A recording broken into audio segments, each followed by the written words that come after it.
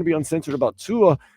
Death taxes and Tua fumbling the ball at least once seems to be a going thing here in South Florida. In fact, over the past 3 years, he leads the league in quarterback fumbles. And I know part of it is last year he's one of the few quarterbacks that played every single game, but nonetheless, lots of fumbles. Last year, 13 fumbles. Every game he seems to be fumbling. The other day, my cousin Vladimir Lewisson came up and said, I have an idea on why Tua might have the fumble bug. Vlad? The concussions, bro. Okay. If you notice, every time he gets the concussion, the fingers do the gang The signs and fencing, everything yeah. like that. That to me is, I think that's the reason why. I don't think he has 100% full, like firm, like when he gets the ball all the time. Like he had like he has grip, but I just think he doesn't have the full capacity strength in his hands like he used to, bro. Because it's just weird. It's just weird. You can almost guarantee he's gonna fumble a ball in game, and it's just simple things like some snaps, something like that. I just don't think. Maybe I'm not a doctor, so maybe I'm wrong, but my theory is that from the concussions and the way the fingers get, twisted up and everything like that, maybe he doesn't have the full 100%. Maybe he's like at 96% capacity of his hand and his joints and his fingers, to the point that sometimes when the ball is hiked to him or when he has the ball in his hand, you can easily fumble the ball.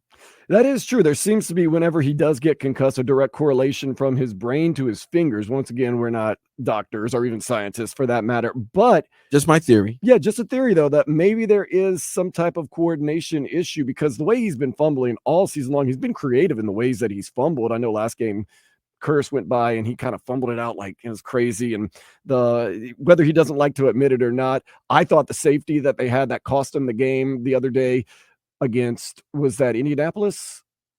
No, it was Arizona. People are saying it wasn't his fault. He kind of threw Aaron Brewer under the bus, but it looked like, Vlad, you and I watched it and said, man, that looks like Tua mishandled that snap. Yeah, it hit him in the hands. It wasn't the worst snap in the world, bro. Like, it was right in his hand. Like, you could grab it, but it's not the first time. This is a continuous thing. Like you just mentioned with the stat, he's fumbled the ball how many times? I mean, he's fumbled more than anyone in the league in over the last 3 years. Yes. So that's the last in 3 years he's been with Mike McDaniel. So it's not the offense. I won't say it's the man's hands. I mean, he may not have the strongest hand. He have strong hands. It does seem like he doesn't have strong hands. I'll give him credit for that. It just sometimes it seems very like 33 career fumbles is a lot in 5 seasons. Yeah. And remember, he's been out a lot of seasons. Last season, he played every single game. He's one of the few quarterbacks that played. Fumbles are a part of the game. But at the same time, is there an explanation, or is he just, his hands are soft? I don't know.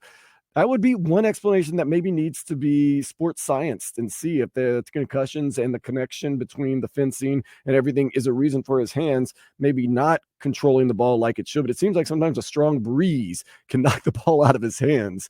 And we said it, he's not going to fumble against LA. Nope, fumbled again.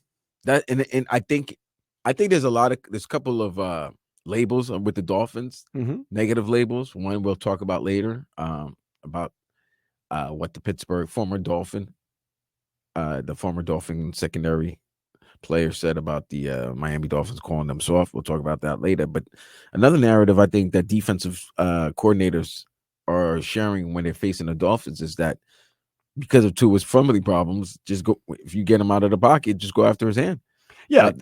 Just hit his hand. They're always swiping, but when they know you have a fumble issue, they're really going for the ball. But I mean, some of it hasn't, like you said, it hasn't been because the guys have been going for the ball. It's some of the stuff he's just dropped and it's been on his own. So maybe there is a neurological issue there that maybe he doesn't have 100% control, or maybe his grip isn't as strong as some of the other guys because of the connection between the fencing. And maybe that's why some of the passes that he does throw sometimes are a little bit on the thrown. Like, what you call it? I want to give Dolphin Dan just said, like, that would also affect his passes. There are some passes that are a bit underthrown, some passes that are a bit short, but for the most part, when he has time and he's on the pocket and he can release it very quickly, it's gonna get there. But we all know if he pats the ball more than one time, then there's a great chance something bad may happen. So you just want to know, just take a sack, and that's the least of the bad things that can happen, or throw the ball away. But it seems if you run out of the pocket, That's the other thing I don't like. I don't like the way he runs out of the pocket. Why are you going backwards? He's Don't not. run backwards, because now it's not like when you're running out of those quarterbacks have the ball loose and free when they're running already. So these defensive ends and tackles who are so athletic and long, they're just swiping. And if you don't have, I mean, there's quarterbacks with unbelievable hand strength, and there's some quarterbacks you get injured. And then I'm not only talking about concussions, no matter what type of injury, like shoulders, arm, whatever, fingers, you may not be as strong as you were once before the injury. Yeah, it's true. Any injured muscle or any injured whatever sometimes doesn't come back 100%. So we're going to keep a keen eye on Tua Tagovailoa's ball security for the rest of the season, but especially in this upcoming Las Vegas Raiders game. Maybe there is something there. Maybe that is why there's some of these passes.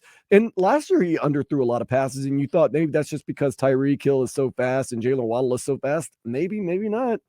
Got a little something we got to keep an eye on. He's had what, 3 in the NFL so far, and then 1 in college. You talking about concussions? Yeah. Oh, it's just 4 in the NFL, 3 that have been diagnosed. College, he got the broken hip. It was just the broken hip, right? Yep. Okay. He did not have a concussion that we know of issue.